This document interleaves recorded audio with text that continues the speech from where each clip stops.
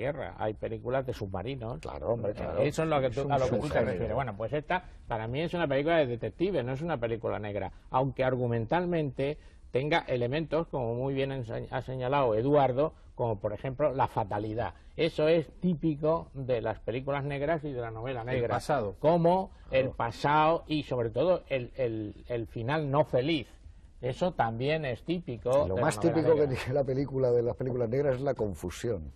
Porque es una película a veces confusa. Sí, sí, sí. Y eso sí que es típico del cine negro. La anécdota esa confusión. de- del continua. sueño eterno de sueño quién eterno. mató Es a... muy difícil de seguir a veces. Bueno, Te aquí pierdes yo con la he visto algunos 10 personajes. veces y hay algunas cosas que Algunas no cosas sé qué pasa, que no hay manera. Claro, eso sí que es de cine negro. No, esa es una confusión. película Eso complejísima opaca argumentalmente. Claro, opaca, compleja. Y, Y eso está tiene muy un bien. mérito narrativo que es que a pesar de eso la película sigue avanzando y que lo que uno no entiende, en lugar de parar o distanciar, le hace uno más curioso y sigue uno más intrigado. Ya, Y porque aparecen, esto es- y aparecen elementos, por ejemplo, la primera visita que hace a la casa de Faye Dunaway y lo que está buscando, lo que intenta extraer de esa especie de estanque con nenúfares del jardinero japonés, pues luego acá puede tener su importancia. Posteriormente está, yo creo que es habilidad evidentemente del guión de Robertón, que es yo creo que él sí que ha bebido de las fuentes argumentales. Yo me apunto desde el primer momento a la dependencia de la película de las fuentes argumentales, ¿no? Pero es que estéticamente incluso tiene tics propios de las películas de los años 60 o 70, que Polanski,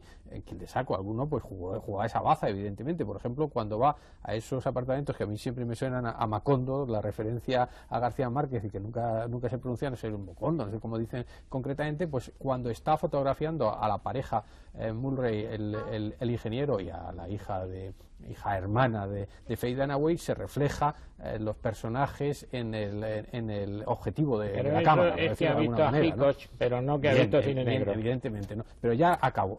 Toda la secuencia final, maravillosa secuencia final, bueno, no sé si es de cine negro, pero la impresión que da a cualquier espectador es que está rodada muy en el estilo de las películas de los años 50, incluso con la pantalla grande, la noche, etcétera, etcétera. O sea que yo creo que coincido con Miguel que él asimila muy bien las cosas, es muy Orson Welles. Muy Orson Welles, incluso las se ve últimas mal en ese escenas aspecto, en ¿no? Chinatown es muy Orson Welles. Hay un aspecto que quizá, un razonamiento que quizá pueda convenceros.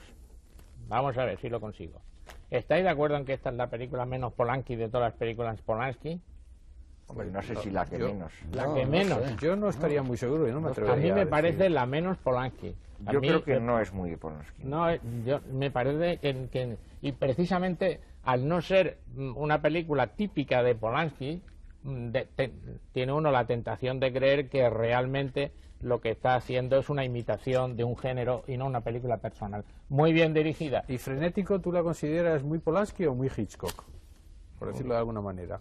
No, No, eso no muy tampoco es Polanski. muy Polanski, no. No, Tampoco. es que cito otro ejemplo que podría ser tampoco muy... No, Bueno, eso digamos, es que ¿no? es difícil saber cuál es la menos, pero de luego no es de las que más. No es de las Polanski, que más. Polanski es que yo creo que a pesar de su principio en el cine con esa fama del cuchillo en el agua y de Repulsion y tal, yo creo que es más un director de cine que un autor. Él es un gran Yo estoy de director acuerdo con eso, cinematográfico. pero como muchos directores que no son autores generalmente Ah, tienen fenomenal. películas de autor. Sí, claro. No, y por ejemplo, dice, yo Lunas de Yale, que es sí muy me buena. parece que es una película muy personal, muy suya, Y muy que buena. tiene mucho que ver y muy buena también.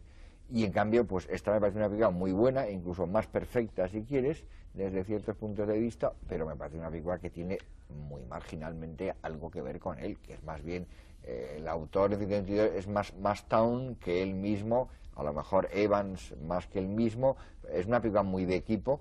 Sí. Y en ese sentido, yo creo que pocas veces ha habido una película en la que todos los papeles, todas las funciones del equipo están tan bien cumplidas, porque la verdad es que tiene un reparto fantástico y unas interpretaciones fantásticas de arriba abajo. Unos decorados, vestuario maravilloso. vestuarios, Vestuario. ambientación, la música, la fotografía. La verdad es que todo funciona perfectamente. Digamos que era cuando la maquinaria de los años 70 se echaba a andar bien, que es El Golpe, es el caso del Golpe, que es otra Que película es curioso está que perfecta. eso funciona. Claro, como era en muy- los 70 ya funcionaba Claro. excepcionalmente porque la maquinaria general de Hollywood se había ido a pique. Pero como dice Eduardo, pero es tal una como maquinaria- éramos, El Golpe, ese tipo de Es una películas se las hacía muy maquinaria bien. al servicio, y ahora voy a hablar Del productor. digamos, positivamente, al servicio de un cine clásico, no al servicio de un cine moderno, un cine novedoso. Voy a poner algún ejemplo. A ver Sí, si me sí, aclaro. eso estoy de acuerdo contigo, claro. por ejemplo, el cine de Spielberg es un no lo cine ponen moderno. para hacer Harold y Maude. Es un cine moderno, es un cine de la gran industria al servicio de Steven Spielberg.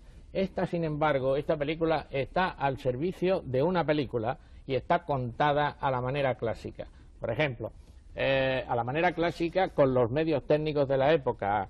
A mí hay algo que me sorprende y que jamás probablemente saldría en una película de Steven Spielberg, que es el protagonismo de Jack Nicholson haciendo escenas de riesgo, él personalmente. Por ejemplo, cuando el torrente de agua es Jack Nicholson, no es un doble. Sí. Y eso está hecho a plano fijo, que es lo que siempre he defendido, que es la puesta en escena que a mí me gusta. Es decir, estoy viendo realmente lo que está sucediendo y no lo que el director a través del montaje me quiere que yo vea.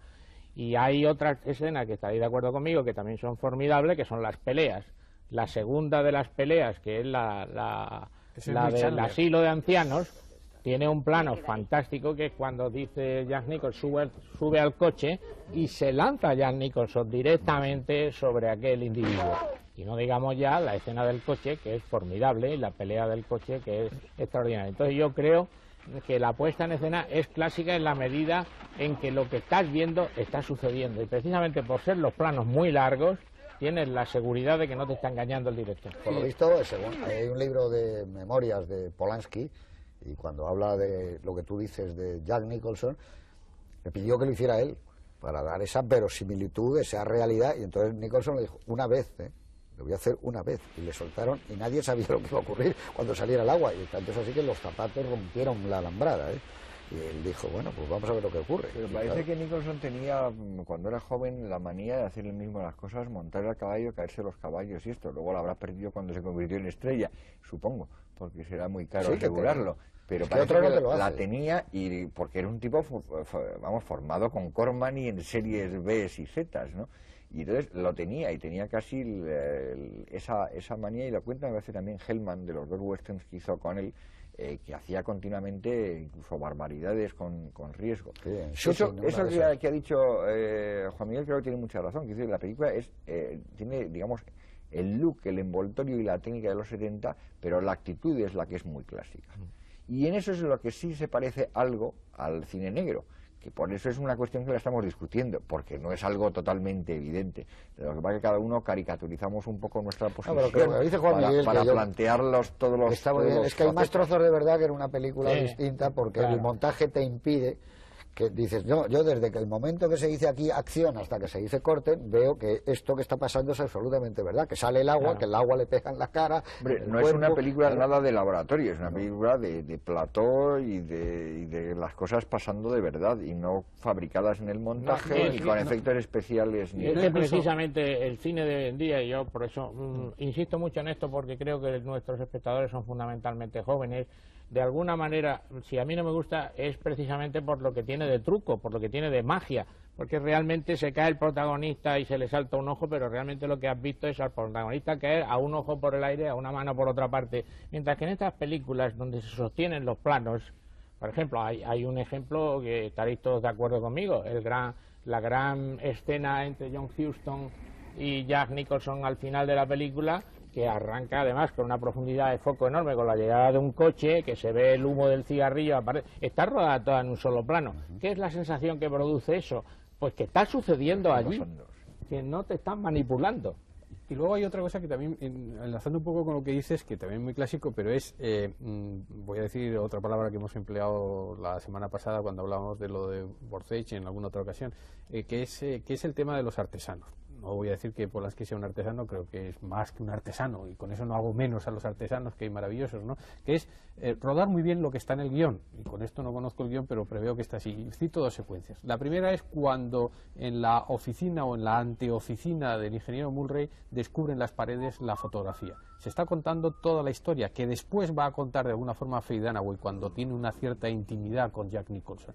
Pero no hay una sola palabra, está esperando, es una secuencia bastante larga porque le hacen esperar, sentimos la espera, y en las paredes vemos la relación de Noah Cross, John Huston con el ingeniero Mulray. Y después hay otra secuencia también bastante parecida, es cuando después de la noche de amor, después de la escena de Iris, sigue hasta Faye Dunaway, hasta la casa donde está refugiada su hija hermana, vemos las discusiones, es casi como una viñeta de TVO, porque vamos pasando de una habitación a habitación absolutamente sin palabras, volvemos después al coche. Bueno, pues esa secuencia realmente, eso en el cine clásico todo el mundo lo sabía hacer, rodar muy bien. Eso se ha perdido, porque incluso aunque esté bien escrito en el guión, son incapaces de rodarlo bien. Bueno, pues eso Polanski lo rueda muy bien, y ejemplos de esos en la película hay a montones. Esas dos cosas que has mencionado, perdón,